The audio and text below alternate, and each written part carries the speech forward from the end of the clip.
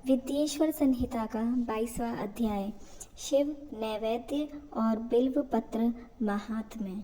ऋषि बोले, हमने पूर्व में सुना है कि शिव नैवेद्य अग्राह्य हैं, अतएव हे मुनि इसका और बिल्व पत्र का महात्म्य का निर्णय कीजिए। सूत जी बोले, हे मुनियों, शिव जी के नैवेद्य को देखकर तो पाप दूर से ही भाग जाते हैं और उसको भक्षण करने पर तो अनेक पुण्य प्राप्त होते हैं।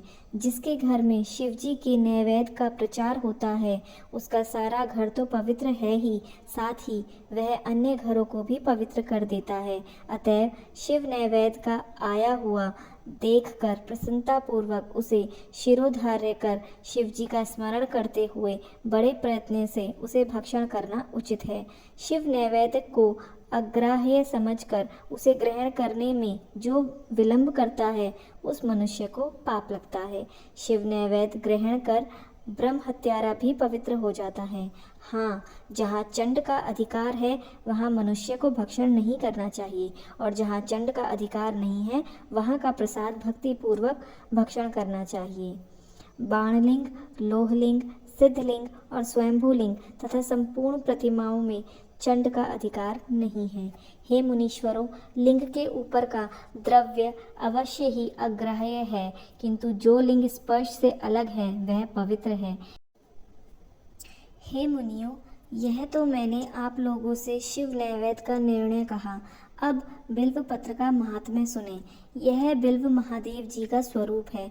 संसार में जितने भी पवित्र और प्रसिद्ध तीर्थ हैं वे सब बिल्व मूल में ही निवास करते हैं, क्योंकि बिल्व मूल में लिंग रूपी अव्यय महादेव का वास रहता है और जो पुण्यात्मा इसकी पूजा करता है वह निश्चय ही शिव जी को प्राप्त होता है। ऐसे बिल्व मूल में जो शिव जी को जल चढ़ाता है मानो वह सब तीर्थों में स्नान कर चुका है और वह पृथ्वी में पवित्र है। जो मनुष्य बिल्व मूल को गंध पुष्पादि से पूजता है वह शिवलोक को प्राप्त होता है तथा उसे संतान और सुख की वृद्धि होती है। जो आदर पूर्वक बिल्व मूल में दीपक जलाता है तथा उसकी शाखा को लेकर हाथ में उसकी नवीन पत्ते ग्रहण कर बिल्व की पूजा करता है वह सब पापों से छूट जाता है तथा जो बिल्व मूल में किसी शिव भक्त को भक्ति पूर्वक भोजन कराता है उसे एक के भोजन का करोड़ गुना फल मिलता है।